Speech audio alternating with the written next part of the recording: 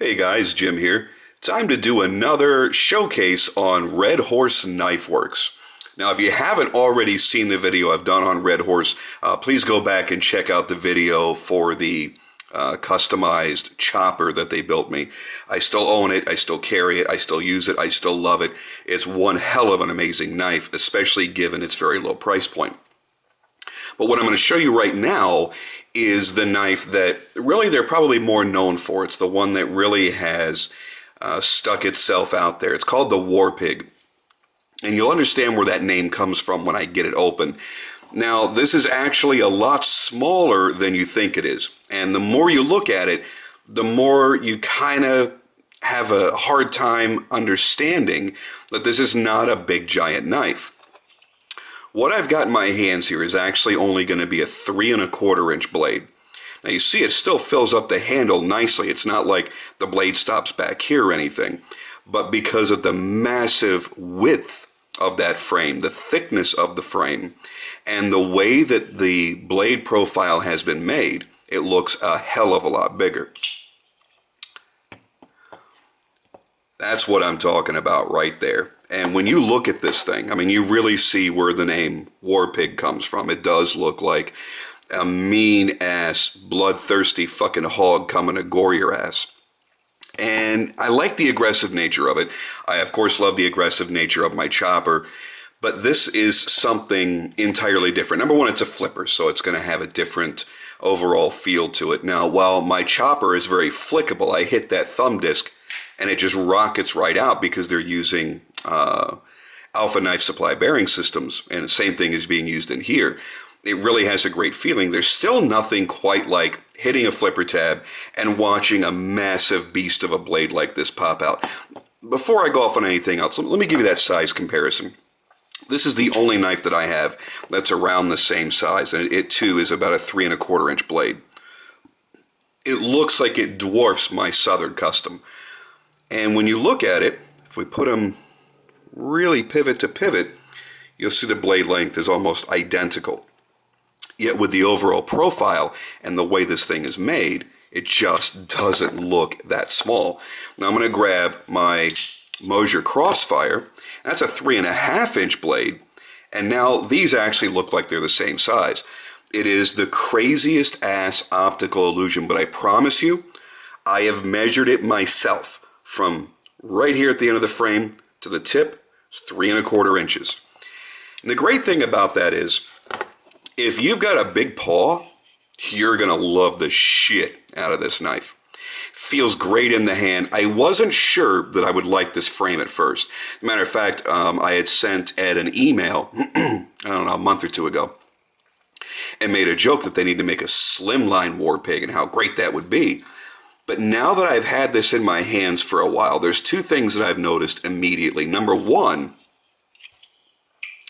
this polished swedge right here, which that was an extra little option that was thrown on there, polishing that swedge. But that swedge allows your index finger to come right back. You'll notice the rest of my fingers fall into place perfectly on the rest of the frame. The backside of the frame fits right up, right before the pad of your thumb starts, and it wraps right around the frame. So for me, wearing a size large glove, it's almost perfect.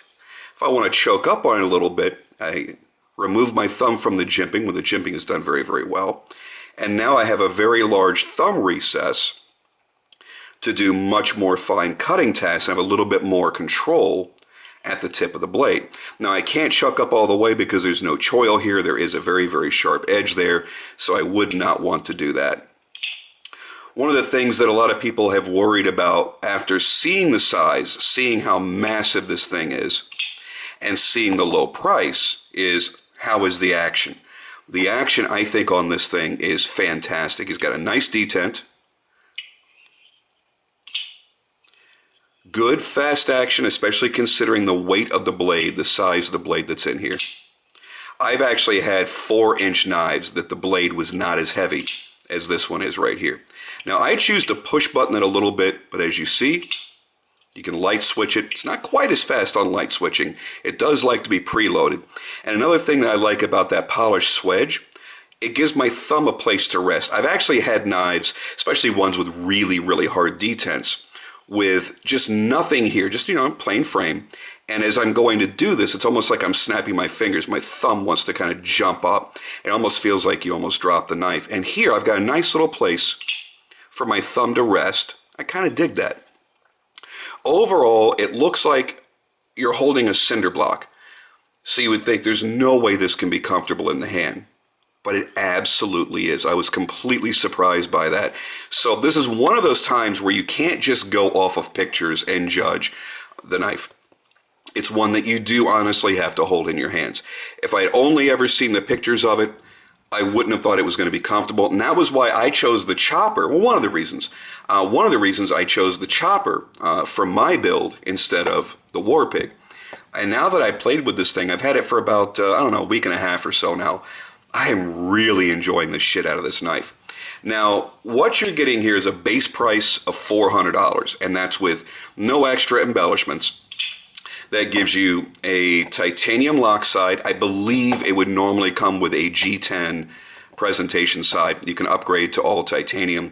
But I think at this point, and I might be mistaken here, you just have to visit their website at redhorseknives.com. I do believe that they offer this at about $400 with titanium on both sides. But regardless whether I'm right or wrong on that, you will always get a carbidized lock face, so you don't ever have to worry about any lock stick. That's always a really nice option. You do get the AKS bearing pivot.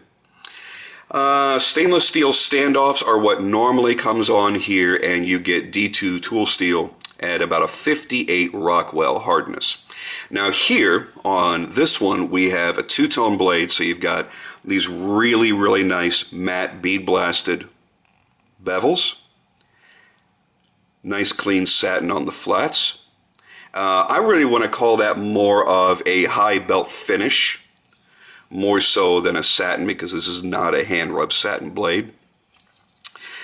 This has the upgraded back spacer, and it's also been anodized, so you've got a lanyard loop on here. It's a flush gear style back spacer, really, really nice, obviously titanium, and then the customized titanium pocket clip. So those are the embellishments on this one, the clip, the back spacer, and the finish on the blade. I like the working finish that they have on their titanium. What they've done is a really nice matte bead blasted finish. They've done a very light stone wash to it. So you've got that matte look, but you don't have that almost, the feeling of just a bead blasted titanium frame. This is a lot smoother because of the light stone wash they've done. Oh, the one other embellishment, as I mentioned earlier, was the polishing on that swedge there. So overall, you've got a knife that's built to pierce. It's built to stab. You've got a very, very thick, look at that tip. Look at the tip, ladies. Look at that tip. You've got a very thick, pronounced tip on this. This is really not a knife made for precision cutting or slicing, although it's got a very fine edge. It's going to cut very, very well, but it really is made for stabbing through shit. You've also got a larger flipper tab than usual, and that acts as a very powerful finger guard. Everything about this, honestly, was meant to do battle. It was meant to gut somebody. It was meant to stop a threat. And I'll be honest with you, if for some reason you don't carry a firearm for whatever reason, whether you can or can't, and you only rely on a pocket knife as your primary source of self-defense. Obviously, that's not the ideal situation, but that is the situation many people are in. You pull something like this out. I mean, it looks mean as shit. It really does.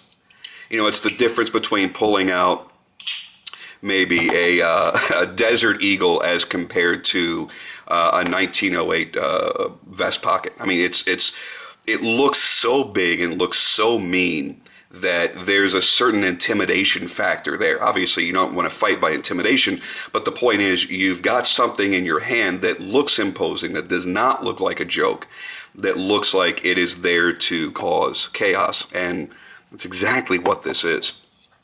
It is a bit on the heavy side. You've got very, very large slabs of 6AL4V titanium right here.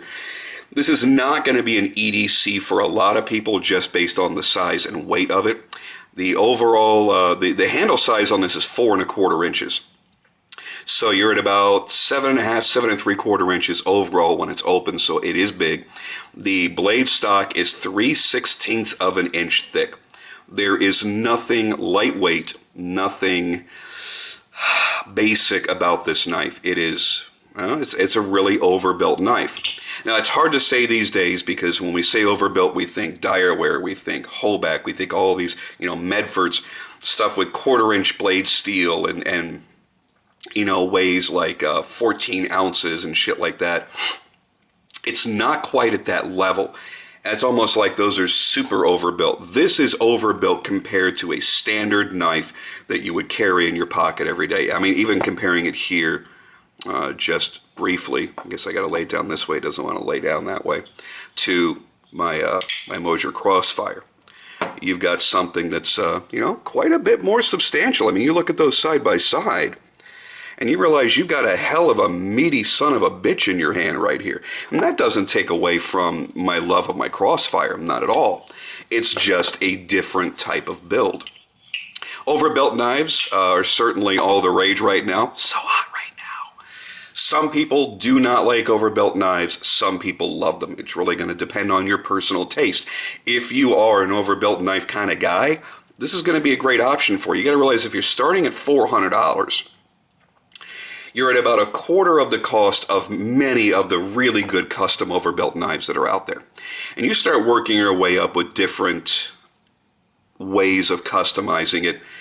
And what are you at, $600? I mean, you can get a Damascus blade on this for an extra $275. So you're under $700 for this knife and a full Damascus blade. I mean, there's so many great options that Ed Kim offers. And Ed is a super amazing guy to deal with, super nice. Not the kind of guy I'd want to piss off just based on who he is and what he's done. I've gone over that in my past video. But I mean, he's a former MMA fighter. He does Muay Thai and just jiu-jitsu, all kinds of crazy shit. And he's a big motherfucker. And that really explains why his knives are so beefy. I mean, something like my Tarsus would look like a child's toy in his hand. It looked like he's walking around with a lollipop in his hand. He's a big dude. So he's going to make things that really are to scale for him. I'm telling you right now, you deal with somebody that's that genuine, that's that nice, that cares that much about what his customers are getting. And you're going to get a knife that you're going to be happy with. Whether you go with the base model at $400, which are available at a number of different dealers that they deal with, or direct, or you bump it up a little bit, you add a custom backspacer or pocket clip or blade finishes, or you want to have the frame anodized or have this polished or that done. What are you at, $500-600? You're still below the fair market price, secondary market, on many of the mid-techs out there. Because right now, any good maker that's making a mid-tech, their shit's done sold out, fucking gone. The dream of having that $475 mid-tech is gone because now you've got to pay some jackhole who bought it for $475, wants to make $200, $300, $400, $500 on it. So it's really difficult these days.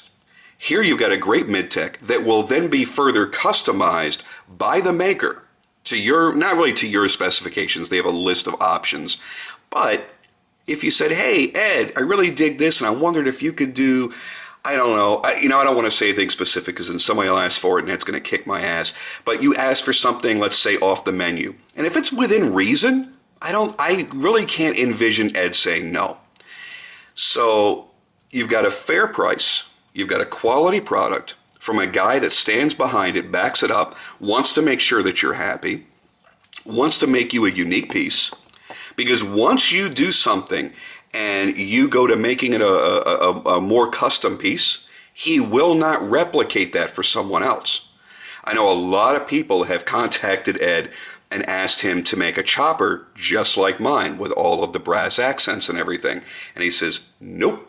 Once I do it one time, and it's not just for Jim, it's for anybody, any Joe Schmo off the street, he's not going to make another one like this, period. He's going to do slightly different variations so that every person that owns one of his customized variations feels special. And don't we all just want to feel special? Yeah, pretty much. So there you have it, guys. Another impressive showing from Red Horse Knife Works. If you want to learn more about them, this is really a big deal. They just had a huge write-up done in Recoil magazine for the January edition. So if you can find the January issue of Recoil magazine, go buy it, go grab it, read it. It's really awesome to see them getting a little bit more recognition for the quality of work that they're doing. And they're going to continue moving forward. And Ed said he's going to make a few premiere pieces every year. I mean, super crazy high-end, like a full Damascus frame lock and, you know, maybe all Mokutai and Damascus and hand polishing and this and that. They are going to make a number of full-blown customs. And they're going to be bringing them with them to shows and doing auctions and doing lotteries and things like that. So my opinion is, if you see something that you like, let's say you love the War Pig, but you're like, I don't buy me no mid-tex, I only buy me custom knives. Well, fine. You call up Ed and say, I want a full-blown custom. I want to go balls to the wall. Yes, my balls on your wall. Here's my wallet. Here's my money. And he'll come back at you with something damn impressive.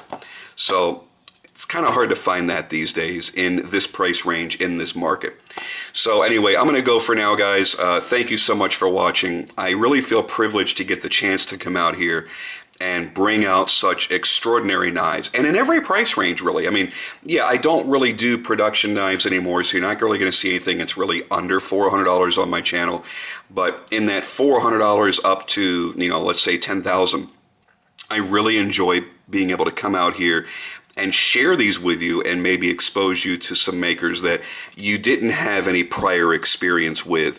So if that's the case, if you had never heard of Red Horse before, I really hope that you see this, you watch this in HD. Yes, all of my videos are always in HD. And if it's not for some reason, it's because you saw it within minutes of it being uploaded. Wait a half hour. YouTube will convert it. It's just a great pleasure to be able to come out here and share my passion with you guys, with people that love the same kind of things that I do. And if you don't, and if you're one of those few commenters that always has to come up here and stir up shit with a lot of the collectors and say, I don't get why you guys spend over $100 on a knife. It does the same fucking thing. Well, it doesn't. And if you don't get it, you're probably never going to get it. We're not going to waste our time trying to explain it to you. There's a lot of resources out there to figure out what the differences are.